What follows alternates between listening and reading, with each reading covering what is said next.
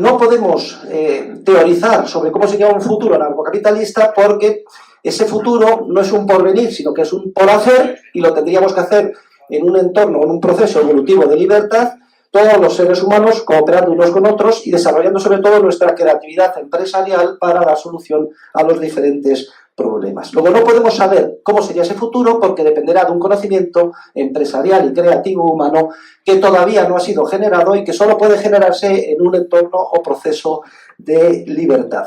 Pero precisamente lo que nos impide conocer cómo sería el futuro, que es la capacidad empresarial y creativa del ser humano, es lo que nos da tranquilidad y seguridad de que los diferentes problemas serán solucionados en tiempo y forma conforme lleguen, porque la capacidad del ingenio humano, del esfuerzo empresarial de todos y cada uno de nosotros a lo largo de la historia es inmensa, sobre todo cuando se nos deja actuar en libertad. Ahora bien, el hecho de que no podamos conocer cómo sería ese futuro no quiere decir que no podamos hacer pues, algún esfuerzo de imaginación. Si quieren ustedes desarrollar un mini guión de ciencia ficción, de cómo podría ser tal sociedad. Y antes de entrar rápidamente en el inventario, querría también hacer dos observaciones. Una de ellas es que vamos a hacer abstracción del proceso de transición. Eso sería motivo de otra reunión. Se ha hablado mucho, se ha pensado mucho, hay muchas maneras de aproximarse al ideal que vamos a ver ahora, que puede ser desmontar los estados en base a pequeños estados, ciudades-estado, nacionalismo liberal o los functional overlapping competing jurisdictions de Bruno Frey existen muchos procedimientos, pero y además esos procedimientos pueden ser evolutivos o revolucionarios. Una igualdad de circunstancias, parece que el gradualismo es más atractivo que la revolución, pero tampoco hay que, de alguna forma, rechazar las revoluciones, que tampoco tienen por qué ser sangrientas, y que en determinados momentos a lo largo de la historia se han producido saltos de gigante de tipo revolucionario en la buena dirección.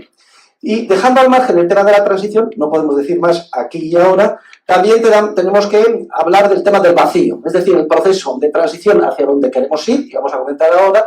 No se trata de un proceso de vaciar, es decir, hay que acabar con el Estado, pero esto no significa que se produzca un vacío respecto de las funciones públicas que ahora malamente y a un coste exorbitado proporciona el Estado.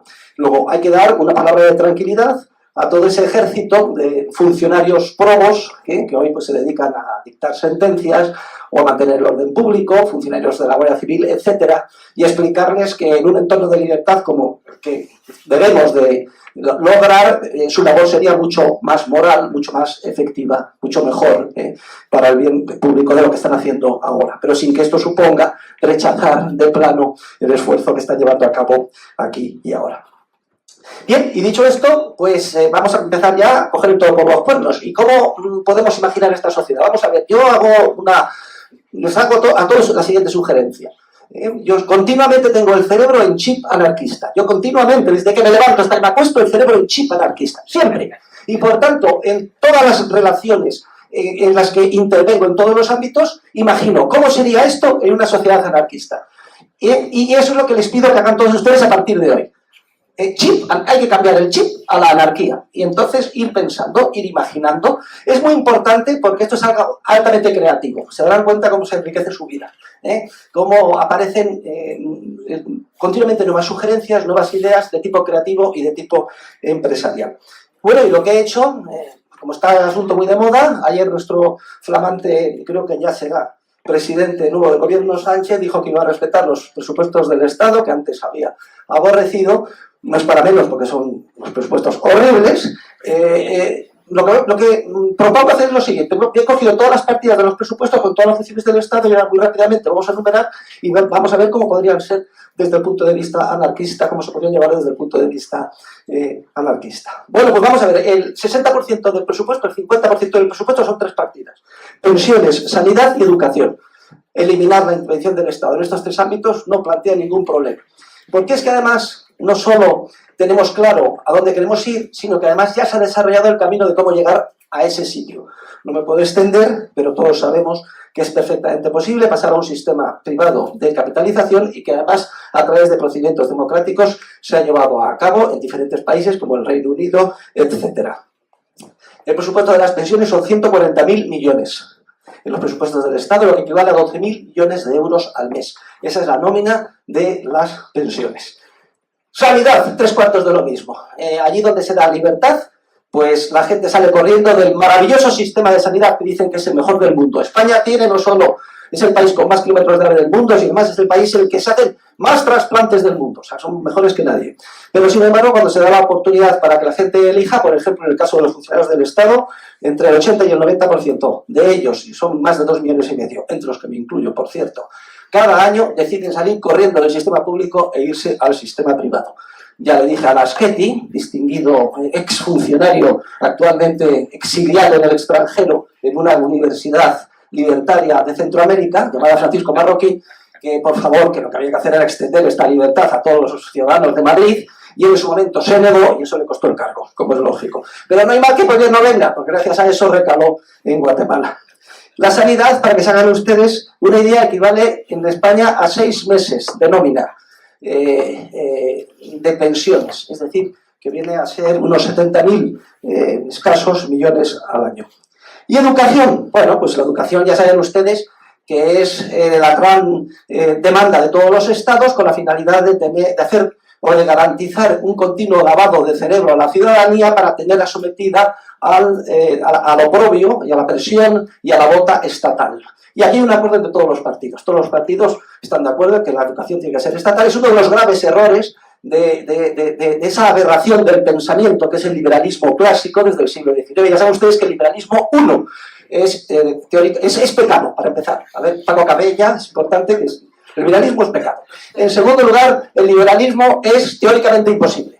En tercer lugar, el liberalismo es una mariconada, pero, cuidado, que esto no suponga para nada que no se interprete en sentido peyorativo para mis amigos homosexuales, a los que tengo el máximo respeto, sino que se haga la interpretación. Y además lleva dentro de sí mismo el liberalismo la semilla de su propia destrucción. Porque fíjense, el error de los liberales, a ver, todos los peperos que se enteren de una vez, es que en cuanto aceptan la existencia del Estado están perdidos. Porque una vez que existe el Estado es imposible limitar su crecimiento. La única posición sensata, coherente con la naturaleza del ser humano y que tenemos que defender, y es por lo que antes decía que debemos cambiar el chip, es la anarquía de propiedad privada, el capitalismo libertario o el anarcocapitalismo. O bien el anarcotradicionalismo, como decía antes, en honor del cura merino de la libertad, que es el padre Ripoll. Muy bien, pues todos quieren controlar la educación y lo que hay que hacer es eliminar la intervención del Estado en el ámbito de la educación. Este sería uno de los elementos esenciales. Se ha debatido mucho, si el bono escolar, etcétera, pero este es uno de los elementos esenciales. Bueno, ¿qué pasa con obras públicas? Vamos a hablar de defensa y obras públicas. Vamos a ver, todo el presupuesto de la defensa nacional es medio mes de nómina de las pensiones. Son 7.000 millones de euros al año, medio mes, toda la defensa nacional. Hemos leído en la Universidad Rey Juan Carlos, una dignísima universidad de gran prestigio, como ustedes saben, y en la que yo profeso como catedrático, que da todo tipo de títulos, incluso a porteros de Liverpool. Entonces, la semana pasada hemos leído una tesis doctoral de la que es autor el teniente coronel Hernández Cabrera sobre cómo privatizar el ejército. No tengo más tiempo que hacerlo, pero bueno, ha sido una maravilla de tesis doctoral que pongo a todos ustedes el desafío de que se la estudien, además por una persona que ha tenido mando en la Legión, en la OTAN, en Bosnia y Herzegovina, que se conoce perfectamente cómo funciona el ejército, y la conclusión de la tesis es que el ejército privado sería muchísimo más eficiente, seguro, que no es un bien público que se puede excluir, etc. No tenemos más tiempo, pero ahí tienen ustedes el desafío. Es medio mes de nómina de las pensiones. Justicia, orden público y defensa. Bueno, esto es el típico que es necesario que el Estado pues intervenga para la justicia, orden público y defensa. Bien, el problema de la prevención, represión y sanción del delito es un tema esencial que hay que dar de respuesta y satisfacer las necesidades de la sociedad y de los seres humanos, como es lógico en cualquier ámbito, y sobre todo en el ámbito de la sociedad libre o anarcocapitalista en la que estamos centrados. Ya desde Gustave de Molinari se ha teorizado sobre cómo funcionaría este sistema. Y se ha hablado de diferentes posibilidades. Por ejemplo, un entramado de sociedades privadas tipo compañías de seguros que ofrecieran, cada una de ellas, o patrocinaran un sistema jurídico en competencia. Por determinadas razones de economía, de las economías de escala, supone que existirían 3, 4, 5 que podrían estar o no superpuestas, pagaríamos nuestro dinero y esto, nuestra prima, y esto nos daría lugar, con tipo Prosegur, Securitas, etcétera, no solo a la correspondiente defensa, sino a también el correspondiente patrocinio, el correspondiente código jurídico, civil, penal y tal. Todo ello centrado en un sistema judicial basado en arbitrajes. Los jueces serían árbitros con un gran prestigio que podrían ser independientes o no, ser o no estar a sueldo o no de esas sociedades o ser subcontratados por ellas, etcétera. Y aquí se ha hablado muchísimo de la puridad de esa justicia. Cualquier juez que fuera mínimamente corrupto inmediatamente perdería todo su prestigio, todo el patrocinio que tuviera, tendría un coste reputacional enorme, etc. A su vez, el coste de la prima sería diferente. O sea, hay gente que tiende a ser muy conflictiva, pues esto enseguida lo detecta el mercado y que usted tiene que pagar mucho más dinero y esto disminuiría el grado de conflictividad. Y no como ahora, que recurrir a los tribunales, como es prácticamente gratis, y si se pone una tasa le cuesta al ministerio a pobre Luis Gallardón, pues si he visto, pues no me acuerdo. Y España es el país más conflictivo jurídicamente del mundo después de Estados Unidos. Esto no sucedería en una sociedad libre. El orden público, lo mismo. Este es otro tema muy importante porque la provisión del servicio de seguridad, policía, etcétera, es totalmente aleatoria, depende de la suerte y sobre todo de los criterios de tipo político. No nos podemos extender sobre esto, se ha hablado muchísimo, pero utilicen ustedes el chip, pero no tengan ninguna duda de que una sociedad agrocapitalista proporcionaría estos servicios de una manera enormemente más efectiva. Todas las obras públicas de España, todas, incluido todos los AVEs, etcétera, medio mes de nómina de las pensiones, 7.000 millones de euros. Una cosa totalmente ridícula, que se construiría cómo y para quién, lo decidiría el mercado en cada circunstancia. ¿Y cómo serían las calles? Pues todas privadas.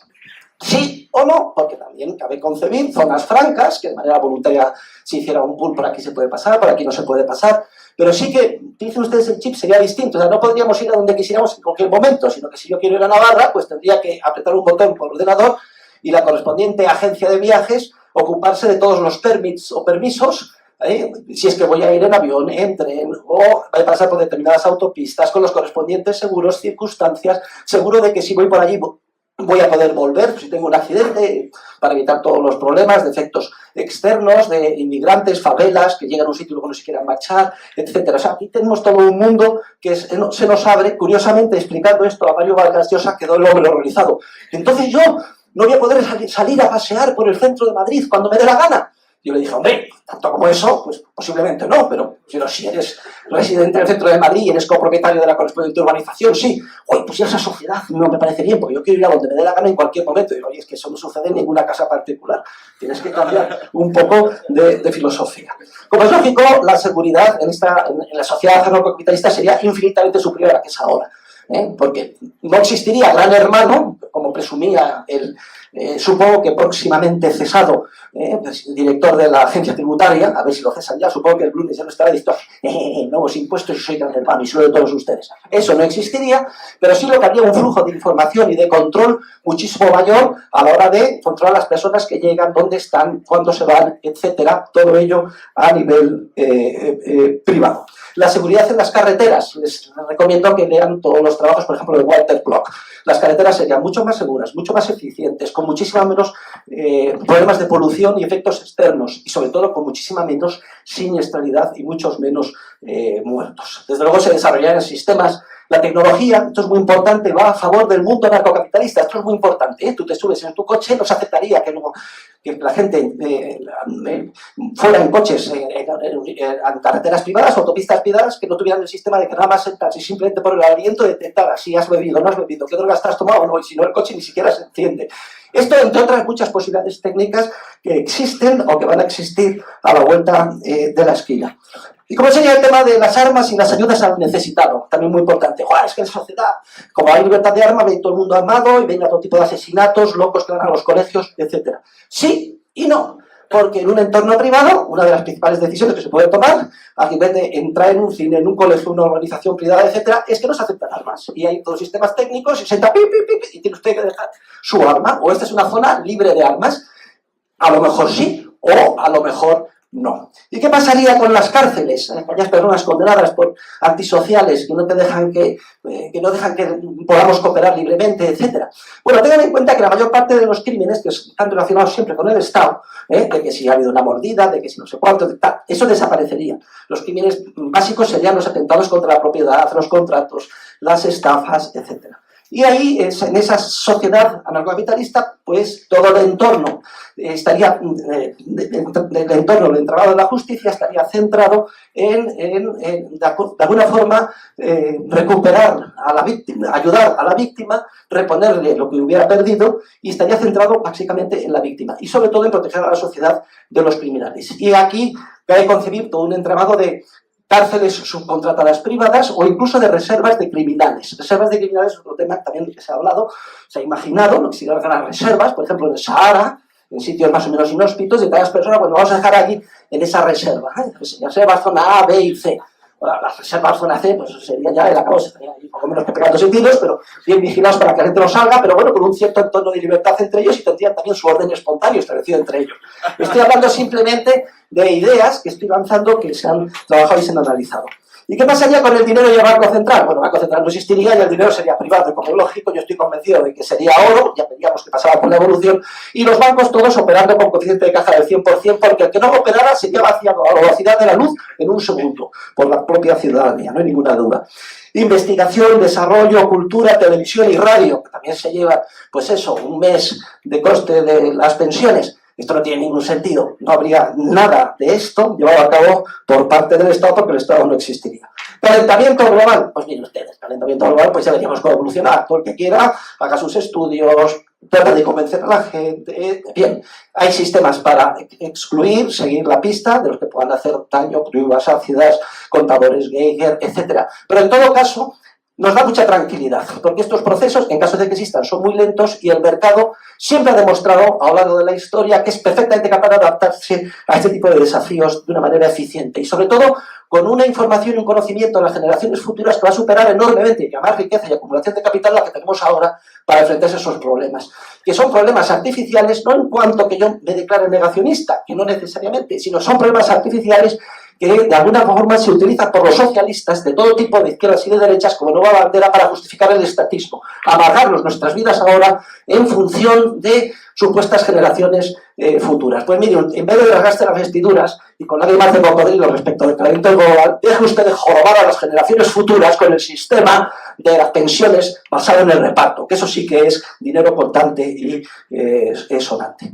¿Y para qué vamos a hablar de toda la mirada de intervenciones, regulaciones, protección de datos, protección de los consumidores, protección del débil? Es el gran pretexto del Estado para destrozar nuestras vidas.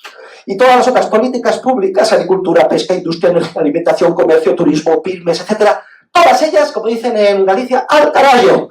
Bien, de hecho, tuve el honor de presidir un tribunal de tesis doctoral de Óscar Rodríguez, creo que Daniel Rodríguez, que está aquí, sí, es empleado a sueldo del Partido Socialdemócrata que más daño ha hecho al país, que afortunadamente ha perdido el gobierno ayer, pero no todo el mundo es perfecto. Vamos a ver si Óscar nos lo podemos traer, y a lo mejor Daniel también, si queda en el paro, al máster en Economía de la Escuela Austriaca. Y las delegaciones diplomáticas, ¿qué es esto? Entonces yo tendría la Embajada de España si me voy a Inglaterra, pues ni falta que hace, pero no tengan ustedes miedo, porque habría todo un entramado de agencias de representación y también unos servicios de seguridad y unos servicios de ayuda cuando viajáramos, muchísimos más eficientes los que hay ahora. Y cuando tienes un problema, vas a una embajada, te encuentras a un funcionario, vamos, te mira de reojo, y como no sea una cosa que tenga el protocolo, te da una patada en el culo, y si te he visto, no me acuerdo. Rey, Cortes, Tribunal de Cuentas, todo esto privatizado. El primero que hay que privatizar es el rey. O sea, yo no excluyo que siga existiendo el rey, pero privado, es decir, cobrar un fee. Mire, yo procedo de toda esta tradición, etcétera, yo corto esto, se le paga al rey, viene aquí, cobra, y como Dios manda, con su contrato, todo privado, etcétera. O sea que tampoco pretendemos acabar con el rey. ¿Qué es esto de que los anarquistas no somos monárquicos? Lo que pretendemos es privatizar al rey, carajo. Bien, no tengo más tiempo, no puedo robar el show al profesor Bastos, pero tiene ahora la palabra él. Hemos hecho un rapidísimo recorrido, y supongo que él tendrá muchas contribuciones adicionales que hacer antes de dar la palabra a cualquiera que quiera intervenir. El rey podría... ¿Se escucha? Sí. El rey podría hacer el señoreaje, emitir monedas de oro privadas con su cara, y servir como marca de calidad, o sea, también podría autofinanciarse.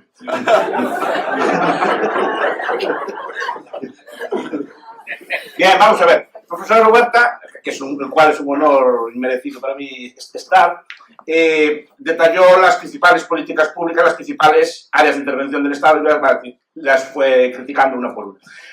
Mi visión, ya tenía pensado, el profesor iba a decir algo así, entonces ya pensé un tema distinto. Entonces, quiero reflexionar un poco sobre la anarquía, cómo sería, cómo funcionaría. Primero, el Estado no existe. Cuando digo esto la gente se asusta. Lo que quiero decir es que el Estado no tiene existencia ontológica. Esto es decir, no existe un ser llamado Estado, no hay una persona llamada Estado, no hay una señora llamada España ni un señor llamado América que le pueda sacar una foto o que puedan presentar. Lo que llamamos Estado son personas organizadas y muy bien organizadas para extraer rentas, tributos y poder al resto de la población. Eso es lo primero que hay que tener claro. Son personas. Cuando digo que no existen, no, es que nosotros pensamos que le pagamos impuestos a España. Nos los pagamos a Rajoy reparte, nos los pagamos a Sánchez y Sánchez reparte. Eso es la realidad, porque el dinero va a un fondo y después ellos, en sus juegos y tal, reparten el dinero como ellos entienden pertinente, ¿no? Pero la idea es que no existe ontológicamente. O sea, y ese es el primer paso, ver que son personas y organizadas.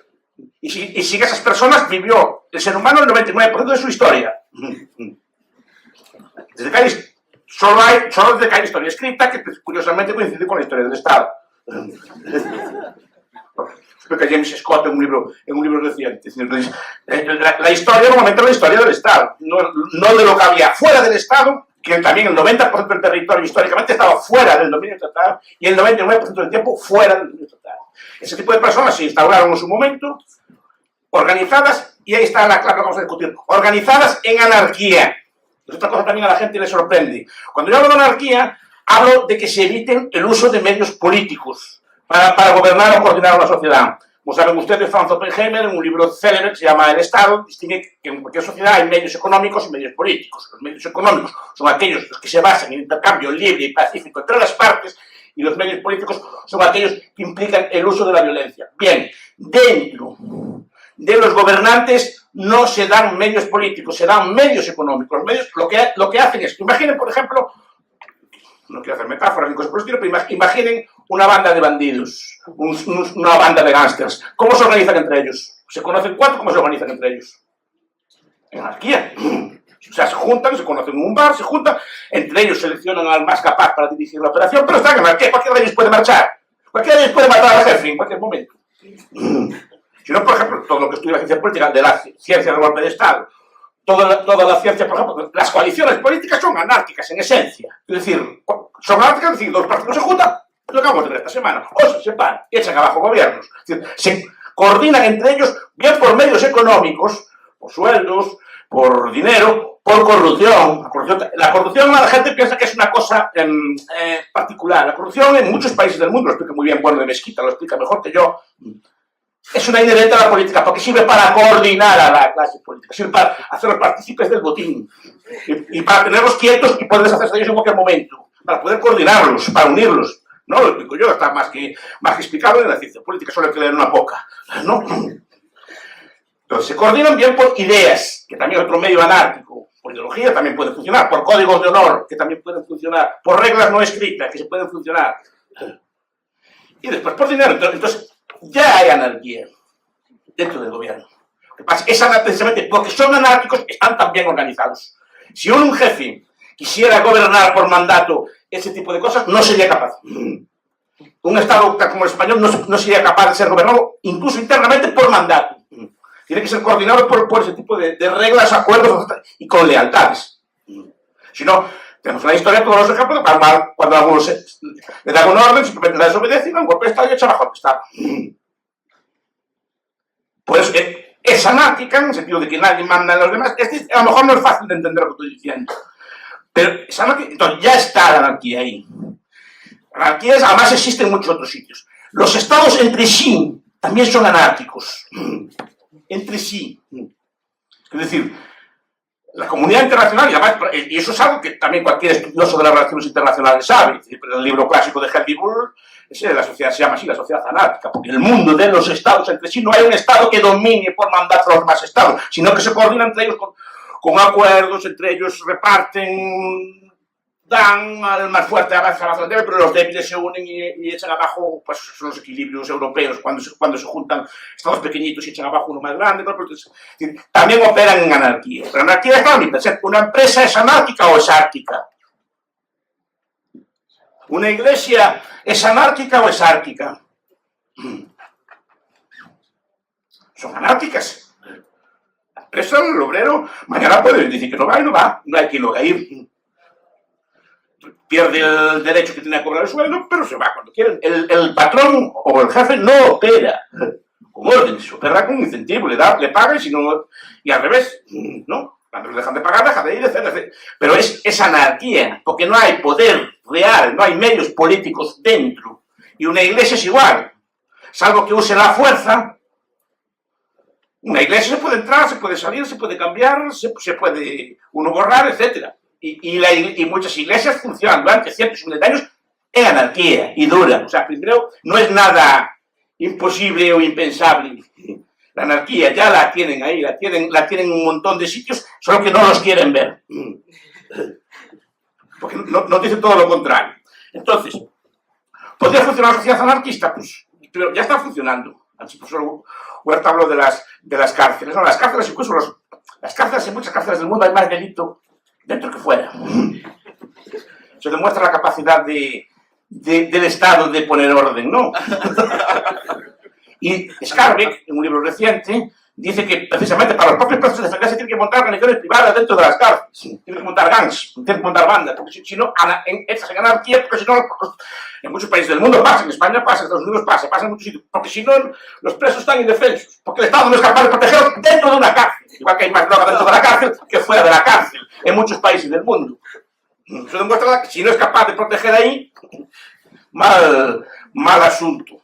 Entonces digo, ¿cómo sería una sociedad post-estatal? Primero, sería una sociedad consciente, porque es una sociedad post, no anti. ¿En qué sentido?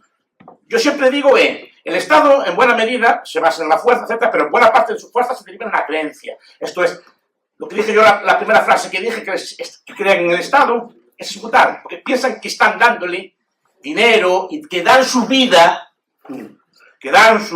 sacrifican trabajos, hacen corbeas, trabajos forzosos o cosas por el estilo, por una especie de ente trascendente que sustituye en buena medida esa divinidad. De hecho, los estados suplantan absolutamente toda la liturgia de la religión. El Estado, yo digo, tiene culto de la tría. O sea, es decir, cuando llegan allí, igual, si ustedes fueron una vez a una misa, saben que hay ritos, hay momentos en que ponerse de rodillas, que ponerse de pie, pues, delante de determinados símbolos. No se le puede silbar, no sé, porque son sagrados. El delito de blasfemia se transforma ahora. Pues cuando hay determinadas músicas, determinados himnos, determinadas cosas, pues cada uno lo suyo, obviamente, que tampoco me estoy burlando de esto. No, ni mucho menos. Te digo que precisamente porque se construyó un culto de la tría, se construyó un culto que hay que hacer este tipo de cosas. Bien, lo primero es no creer en él. Si ustedes ven la historia de la humanidad, hay un montón de... aquel poema de Keats, que se llama Los Cimandíes, ¿no? Que habla de que encuentra una estatua en el medio del desierto, que era de un antiguo emperador y que no quedó nada de él. Todo aquel culto, todo aquel templo, toda aquella cosa, no quedó nada de él. La gente dejó de creer en él. ¿Qué le pasó al culto de Apolo en Delfos? Porque la gente dejó de creer en él. ¿Usted cree que ahora sale una persona vestida de faraón a un balcón allí a hablar de Egipto y la gente le haría respeto? No, la gente dejó de creer en el faraón. Pues si dejan de creer en el Estado, el poder pierde. Y lo empiezan a ver. Lo empiezan a ver y decir que, bueno, esto no existe. ¿A quién estoy pagando impuestos? Y repito, yo no soy una persona que llama a la gente a la revolución y soy revoltoso, yo soy una persona hamburguesa, gordo, así pacífico. No soy ningún revoltoso ni nada así por el estilo, ¿no? Ni llama, pero primero digo, que sepan que es así. Segundo, que sepan que no tienen una existencia real, que le están dando impuestos realmente a esas personas, y a personas que deciden sobre sus vidas, y son personas las que deciden todas las políticas que dijo el profesor Huerta de Soto. Son personas las que deciden qué educación tienen sus niños, y no son necesariamente más competentes que son ustedes. Más bien al contrario. ¿No? Son personas que deciden cuánto tiene que cobrar, cuándo puede jubilarse, etc. Son personas, no es un ente España o Galicia o que quieren llamarlo, no, porque son personas que dominan un territorio, ese territorio después le ponen un nombre y obligan a la gente a educar en sus principios. Historia del Estado, lengua del... ¿Cuál es el currículum educativo? ¿Qué currículum hay en una escuela? Y se lo digo, lengua del Estado o lenguas. Historia del Estado, porque no estudian historia de la vida privada, ni estudian historia de la economía, no, estudian historia del Estado, con sus reyes bien ordenados. Los reyes grandes son los reyes imperialistas, los reyes pequeños, los menores son los que no fueron imperialistas, ¿no? Y así todos, lengua, historia, ética o religión del Estado, si claro tiene religión oficial, sino una ética laica, pues, en los valores de cada momento, Geografía, que es la más manipuladora, matemáticas con un cierto perspectivo. Esto es lo que hace, y eso se construye. Entonces digo, lo primero y principal es dejar de creer en él. Y eso, si en esta charla se consigue esto, para mí es suficiente. Dejar de creer en él, en el sentido que no tiene existencia real. Y a quien lo diga que me enseñe una foto. Porque al final lo que ven son una especie de símbolos, el Estado lo representa pues, con unos signos musicales, con unos símbolos, con unos edificios, con uniformes, con una serie de cosas, pero básicamente al final son personas. No viene el Estado a cobrar los impuestos, viene un señor o una señora. En nombre de él. Bien. Eso es lo primero. La sociedad anarcocapitalista es una sociedad post, no antes. En la anarquía existió, como dije antes. Esto lo estudian mucho los antropólogos, es una rama que creo que hay que estudiar, y los sociólogos históricos, ¿no? Por ejemplo, Pierre Clastres o muchos otros, o Killy, por ejemplo, o muchos antropólogos, bueno, Scott, muchos seres humanos vivieron sin estados organizados. De hecho, Clastres dice que buena parte de las luchas que había en los antiguos eran luchas contra el Estado, contra pueblos que querían imponerse a ellos. Y los indígenas se defendían, o los antiguos, nuestros antepasados se defendían como podían. Pero eso ya pasó. Lo que dice, por ejemplo, Pierre Claessing y los historiadores dicen es que los antiguos estatalizados no sabían lo que les esperaba. Porque no tenían registros históricos, no sabían lo que les iba a pasar con este tipo de cosas. Nosotros sí lo sabemos. Entonces, cualquier sociedad capitalista, si se decide, será en el futuro, no será en el pasado. Y será con personas, por lo menos con un porcentaje elevado, no todas obviamente, pero por lo menos con un porcentaje elevado, consciente de serlo. Entonces, cuando se habla de muchos problemas de defensa, de cosas por el estilo, primero es que hay muchos escenarios a plantear. ¿Es un escenario de una anarquía sola contra un mundo estatista o es un mundo todo estatista? Claro, porque hay que plantear como, por ejemplo, la defensa. Si todo el mundo es anarquista, no hay defensa externa, todo se reduce a defensa interna, todo se reduce a policía, porque no hay ningún ente agresor a gran escala que pueda invadir. Y en todo caso, claro, si hubiera violencia a gran escala, sería una externalidad negativa, si ese concepto existe, del propio Estado, ¿no? Entonces digo, ¿cómo sería eso? Pues, como decíamos ahora, primero yo no creo que fuera una sociedad atomizada. Primero no se sabe cómo va a ser, porque depende, repito, de la conciencia. Supongo que se establecerían comunidades de todo tipo. Pues algunas de corte religioso, pues otras de corte, por ejemplo, muy hipermoderno, así, ¿no? Como Noemí, así, gente tecnológica, otras serán comunidades tradicionales, otras y vivirán así, y después se comunicarán entre ellas. No tiene por qué ser necesariamente, habrá sociedades mixtas, habrá de mucho tipo de cosas, pero será comunitaria, no creo que sea un ente. Porque la comunidad también es anarquista, porque la comunidad no hay poder. Porque yo cuando hablan de anarquía siempre pienso, no, son todos así, como pelos de punta, así de crestas, y así como pelos de colores. Como va la gente así moderna, ¿no? Todos así con chupas y con pinchos. Y después, no, el anarquismo no es cuestión de orden, pues sería de gente más o menos conservadora, viviendo en comunidades. El ejemplo, la metáfora que me gusta más poner, y te acabo, es la de Hobbes. Y después podemos entrar en políticas concretas o cómo se podría hacer esa transición, otro tipo de cosas. La metáfora es el Hobbit. la mía por lo menos. Mira cómo empieza el Hobbit, cómo empieza así, en sociedad conservadora, bien ordenada, sin estar. Pagan en oro. No hay figuras de poder, por lo menos en la película, no hay figuras de poder en la... Después están en Mordor y orcos y cosas así. Pero ese tipo de sociedad comunitaria, bien ordenada, tranquila, pacífica, tradicional, sería mi epítome de lo que entiendo yo por una anarquía, no una sociedad así de todos contra todos, como pinta Hobbes o como pinta esta gente, todo así. Que normalmente ese tipo de guerras de todos contra todos se dan en ambientes de lucha por el poder estatal, no se dan en ambientes así que la gente se vuelva loca una cosa por la otra. Se vuelve de repente... En guerras civiles hay pillajes, pero normalmente, igual que cuando Hobbes escribe su libro, escribe en el escenario de la Guerra Civil Británica. De la revolución, perdón. Y ahí es donde se ve todo ese pillaje, pero es que es una guerra política.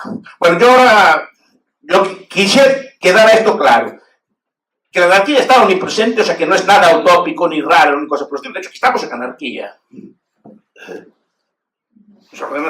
Nos ordenamos y saldremos ordenadamente y hablamos aquí en paz, sin que nadie mande. Que hay figura de autoridad como don Jesús. Es una figura de autoridad, no de poder. Cualquiera puede levantarse y criticarlo en público. Bueno, salga a capella. Esa capella demuestra teóricamente la posibilidad de la anarquía. Bueno, muchísimas gracias al profesor Bastos.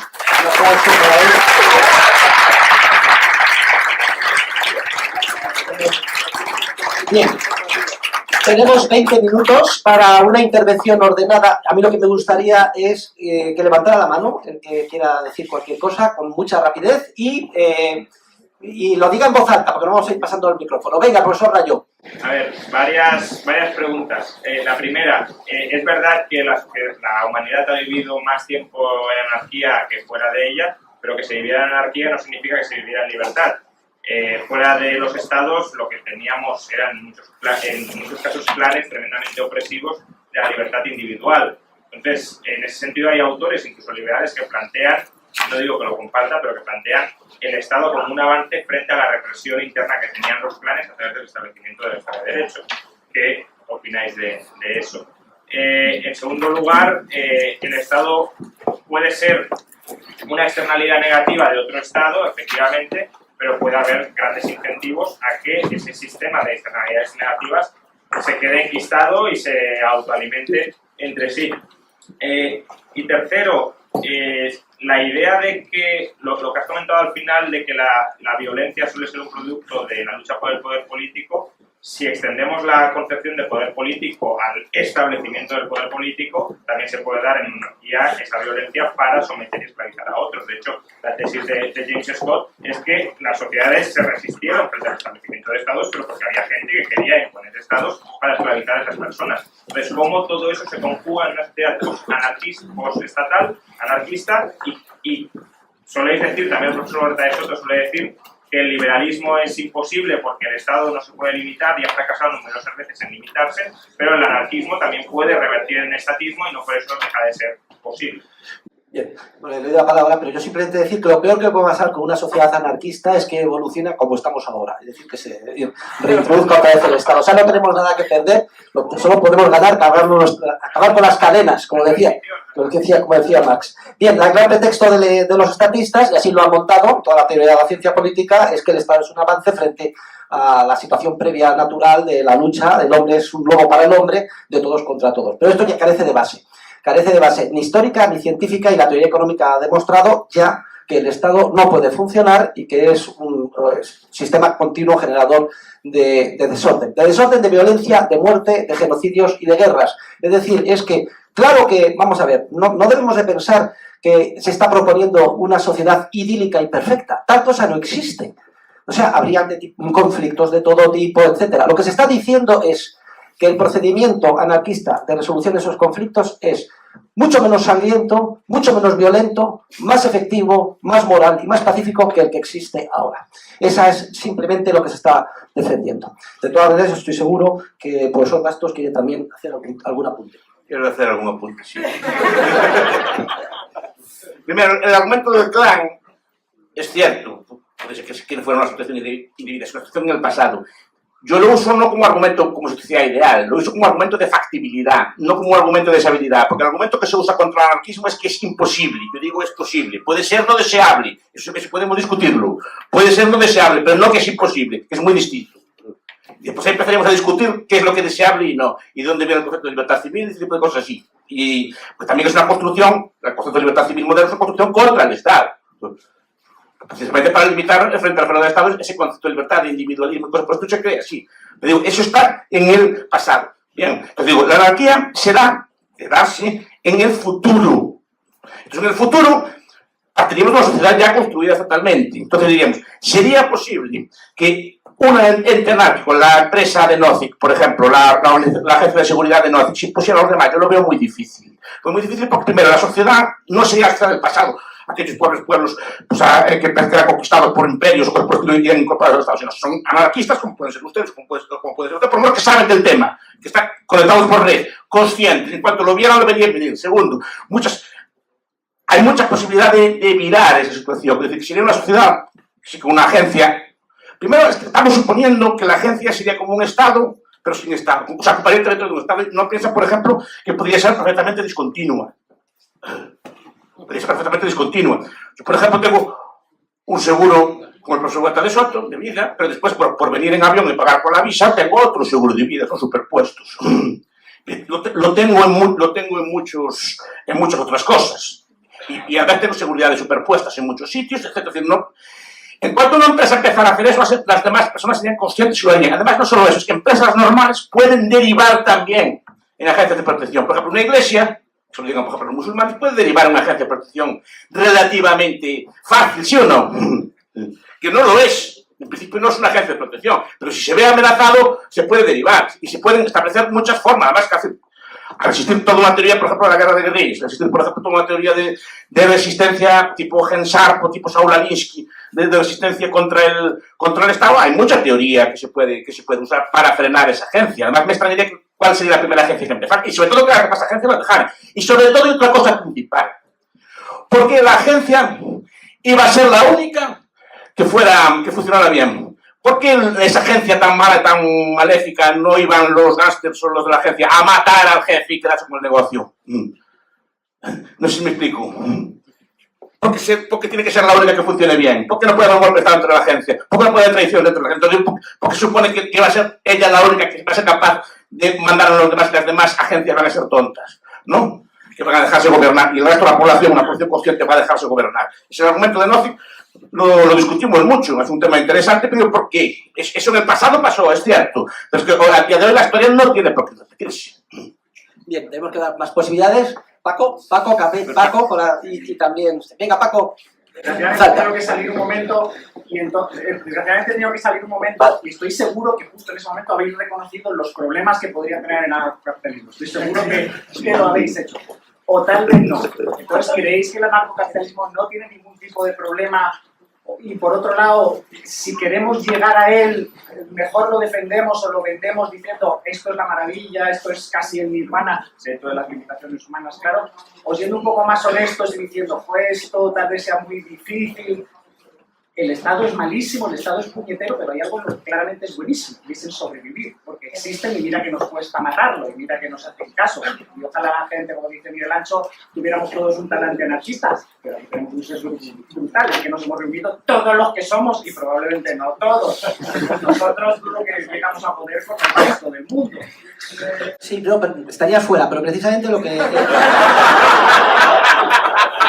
hemos dicho es que no se trata de la panacea ni de la solución a los problemas. Es un procedimiento de solución de problemas. Lo que estamos diciendo es que este sistema procedimental, que conocemos con el nombre de anarquía, sería mucho menos sangriento, mucho menos oprobioso, mucho más eficiente, mucho más moral como sistema de resolución de conflictos. Lo que pasa es que incluso nosotros tenemos el cerebro lavado. O sea, nosotros tenemos un chip desde pequeños y solo hemos vivido en un entorno estatal. Y lo que nos cuesta es desembarazarnos de esa idea. Por eso el mensaje que yo lanzaba al principio, y que lo va a remachar el profesor Bastos, es que tenemos que cambiar el chip de nuestra mente. Desde hoy mismo tenemos que dejar de creer en el Estado, decía el profesor Bastos, y luego plantearnos todas las relaciones sociales en las que intervengamos en términos de anarquía. Con esto habremos enriquecido nuestra vida y habremos dado un primer paso. Respecto de los temas de transición, todo esto es secundario.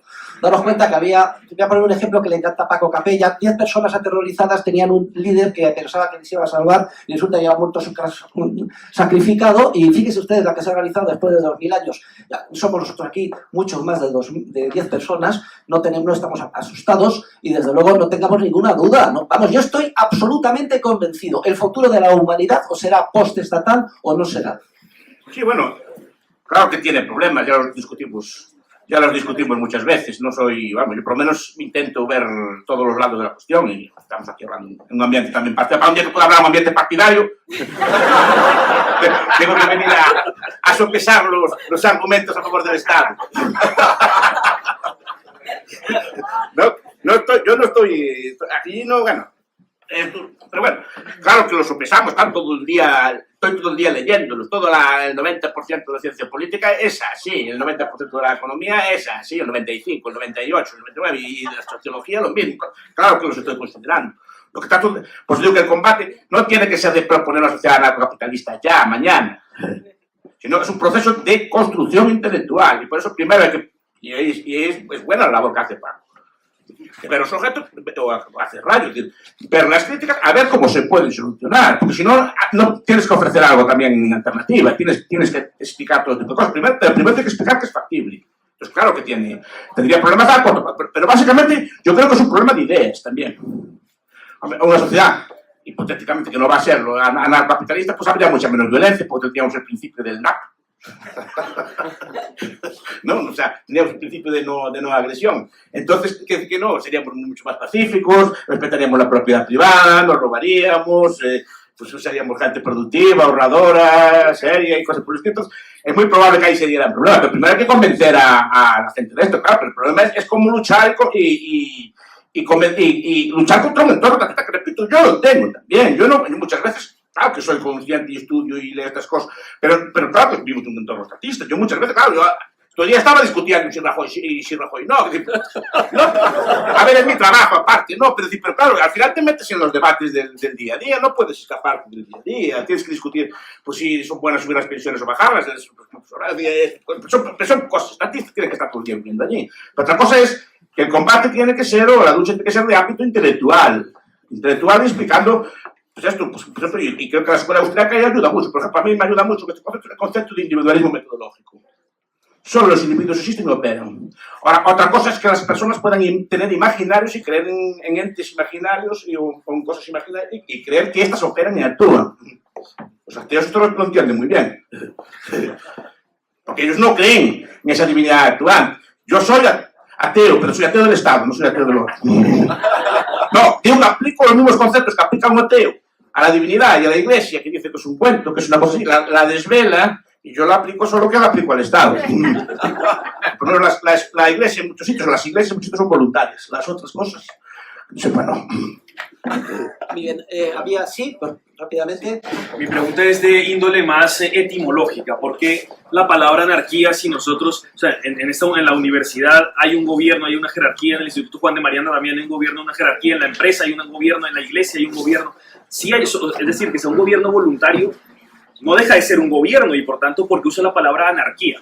Sí, porque bien, procede etimológicamente del griego, ana arkein, poder kratos, absoluto, se está refiriendo al poder del Estado o de la ciudad-estado, por tanto, ausencia de poder estatal, pero como lógico no de gobierno, en una familia pues hay una organización, manda el padre, manda la madre, en una comunidad, etcétera. Y eso es otra idea también muy importante, los estatistas se han encargado de desprestigiar el término anarquía, y de manera que la gente lo relaciona con pues, alocados terroristas que lanzan bombas, etcétera, ¿vale? Somos ácratas y anarquistas y muy orgulloso de serlo. Muy orgulloso. Digo que el Estado es un ente que pretende monopolizar todas las demás relaciones. Pues, por ejemplo, usted aquí, pues aquí la autoridad es el profesor Huerta, cuando decida se acaba la sesión, se disuelve, ¿no? A lo mejor salimos aquí, en un campo de fútbol es usted el jefe, y yo lo obedezco. Y en muchos ámbitos estamos sometidos al gobierno y pasamos de ser gobernantes a ser gobernados en muchos ámbitos de la vida. Lo que pasa es que el Estado pretende ser el último referente, ser el que monopolice y regule todos los demás poderes. Y es un poder distinto. Yo aquí no se usa la fuerza contra nadie. Aquí quien quiere entrar, entra, quien quiere salir, sale, quien no está a gusto, etc. En el Estado usa la fuerza.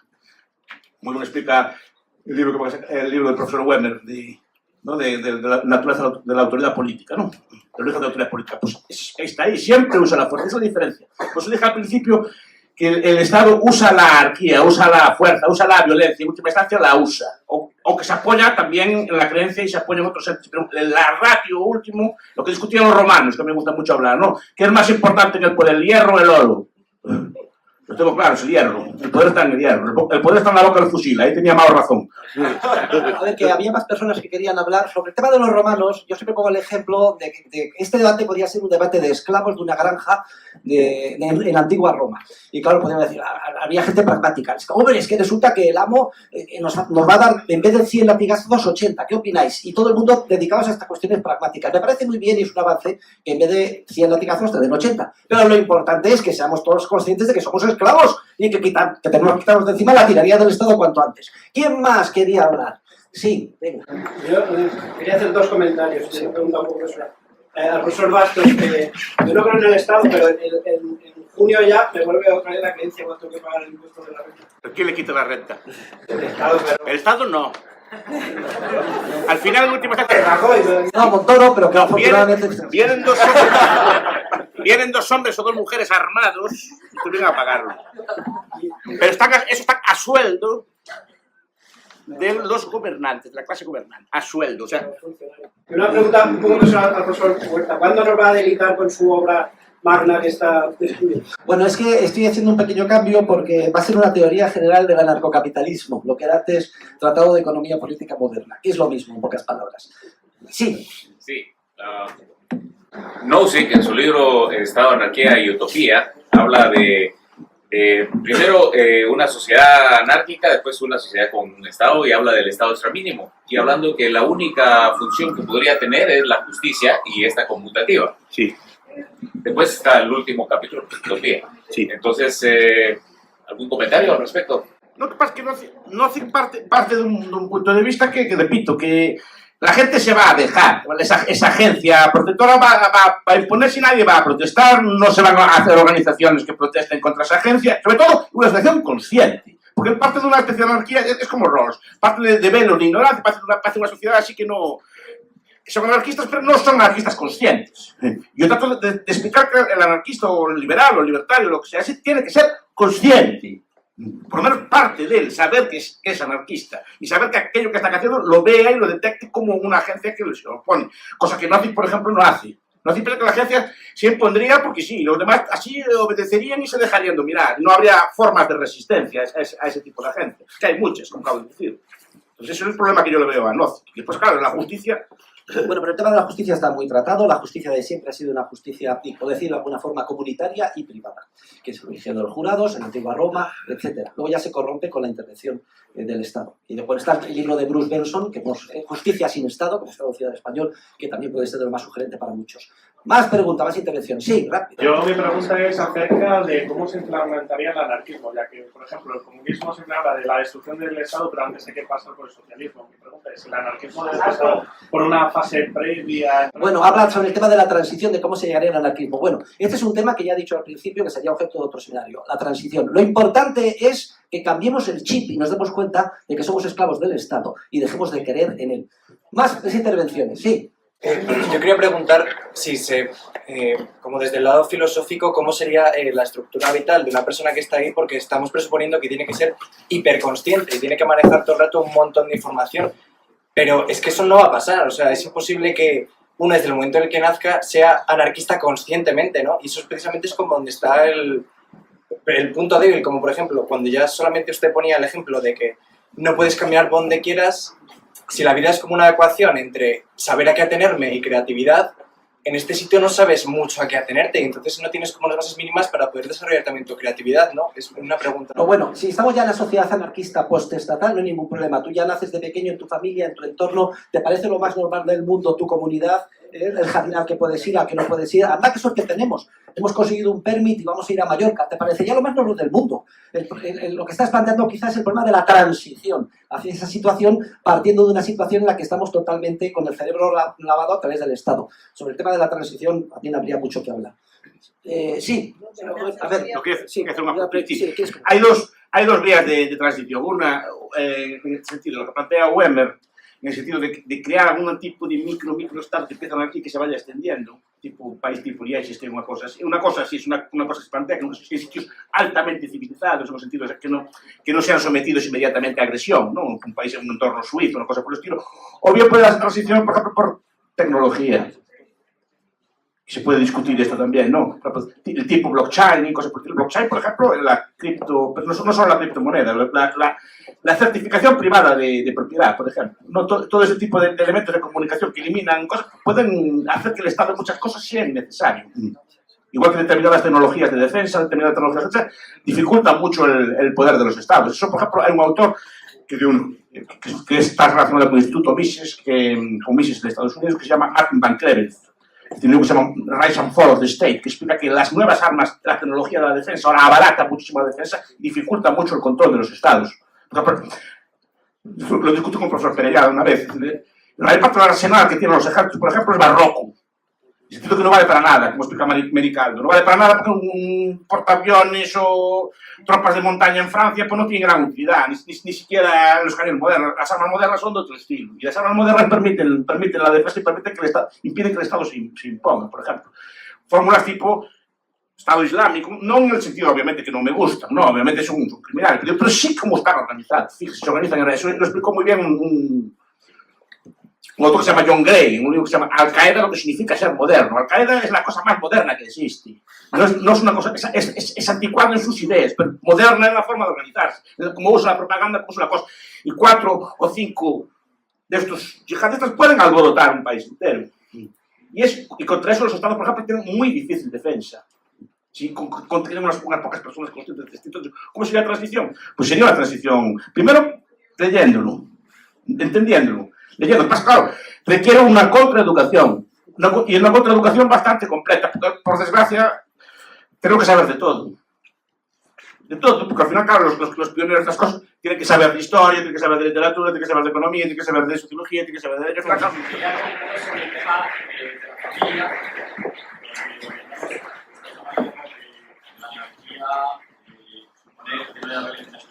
En la familia hay relaciones hegemónicas entre los padres y los niños.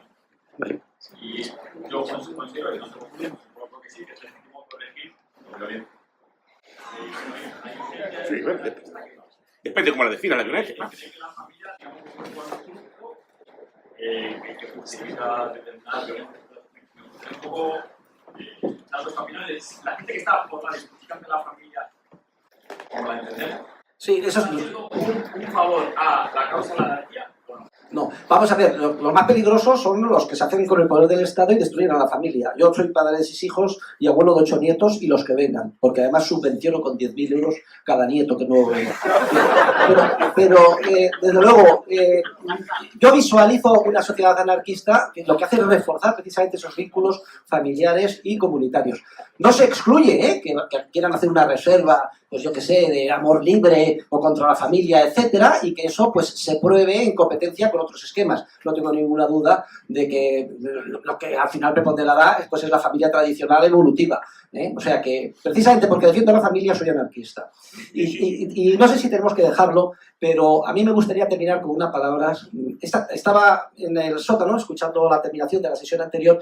Desde luego, después de haber escuchado o asistido a esta reunión, nadie tendrá ninguna duda de que los verdaderos revolucionarios e izquierdistas somos nosotros. O sea, no hay ninguna duda. O sea, que nosotros somos los yihadistas de la propiedad privada, y lo que tenemos que hacer es extender como una hidra a través nuestra, con todos los que conozcamos cada día, y ellos a su vez, la idea de que hay que dejar de creer en el Estado y cambiar el chip hacia la anarquía.